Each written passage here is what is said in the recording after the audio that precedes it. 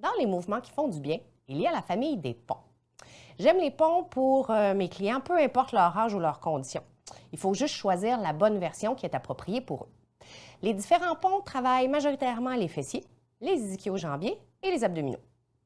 Vous allez voir que je me sers des ponts pour développer la conscience du placement en général, le placement des épaules, du bassin, de l'alignement, puis de la mobilité qui est distribuée dans la colonne. Dans la famille des ponts, il y a 2 ponts fondamentaux à bien maîtriser avant de s'aventurer dans les diverses variations et progressions. C'est le pont neutre et le pont articulé. La différence est simple. Dans le pont neutre, il n'y a pas de mouvement de la colonne. Dans le pont articulé, on bouge les vertèbres le plus possible. À quoi ça ressemble un pont neutre en premier? Alors, on va commencer couché sur notre dos.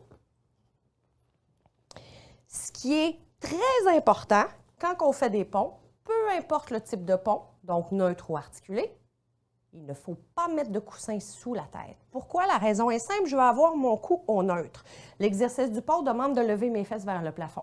Quand mon bassin va se soulever vers le plafond, mon cou ne sera plus au neutre. Donc, c'est vraiment tous les exercices où est-ce que je dois soulever le bassin vers le plafond, on retire le coussin pour s'assurer de maintenir toujours notre cou au neutre. Donc, ceci étant dit, les épaules.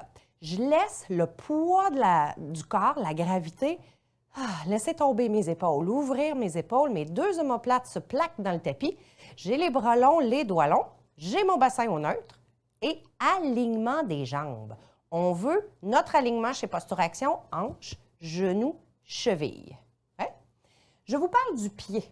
Ce qui est important dans notre pied, trépied du pied, donc 3 points d'appui. Je veux concentrer sur mon gros orteil, petit orteil et talon qui vont toujours s'appuyer en tout temps dans le plancher. Ça va éviter d'amener des mouvements de pied là, comme ça ici et des désalignements au niveau de nos jambes. Alors, le pont neutre, comme je vous ai mentionné, on ne veut pas d'articulation dans la colonne. Donc, le but, c'est de maintenir en tout temps mon petit creux naturel dans le bas de mon dos. Donc, ce sont mes abdominaux et mes fessiers qui vont travailler ensemble, en synergie, à faire soulever mon bassin comme ça ici vers le plafond. Quand je vais redescendre, je vais vraiment penser à mon concept d'opposition pour faire allonger le plus possible ma colonne et c'est mon sacrum qui va se redéposer au sol. Donc, dans un mouvement de bloc, mon bassin se soulève par mes abdos, par mes fessiers et quand je redescends, je pense à mon allongement, à mon opposition au maximum pour redescendre. Okay? Ça arrive souvent dans ce genre d'exercice-là que vos clients vont avoir des crampes dans les ischio-jambiers, les arrières de cuisse. Qu'est-ce que ça veut dire? 2 choses. 1, soit que je n'active pas suffisamment mes muscles fessiers pour m'aider à soulever. Donc, j'ai crampé dans mes ischios, c'est juste mes ischios qui ont fait le travail, mes fessiers se sont relâchés, ça l'a crampé. Donc, première raison, je peux m'assurer d'aller chercher plus de force, plus de muscles en activant mes fessiers pour aller aider mes ischios. Deuxièmement, regardez comment votre client va se placer. Si c'est toujours la même jambe qui crampe, peut-être qu'il y a plus de poids sur cette jambe-là. Donc, regardez le poids distribué d'un côté à l'autre. Ça peut donner aussi une petite idée là, de pourquoi ça vient cramper. Maintenant, le pont articulé. La différence, je dois basculer mon bassin pour imprimer mon bas de dos dans le tapis pendant que j'articule ma colonne et que je soulève. Donc, je veux vraiment rouler ma colonne autant à la montée qu'à la descente et c'est très important de retrouver ma petite courbe neutre au niveau de mon bas de dos quand j'ai terminé. Donc, principalement mes abdominaux qui initient la bascule de mon bassin, mes fessiers, mes ischio-jambiers qui continuent de travailler pour faire lever le bassin vers le plafond.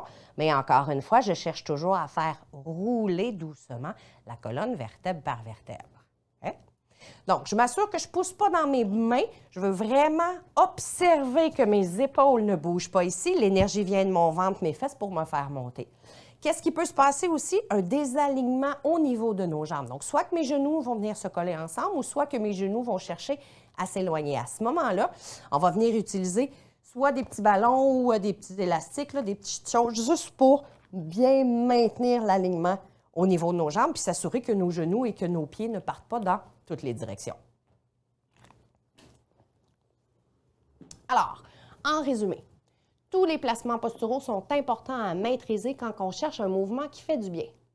Pour les ponts neutres, c'est primordial de ne pas articuler la colonne et de concentrer sur l'opposition afin d'allonger votre squelette au maximum. Pour les ponts articulés, il est essentiel que les abdominaux s'engagent en premier pour amener la bascule du bassin pour ensuite réussir à soulever le bassin vers le plafond et d'assurer une mobilité dans notre colonne.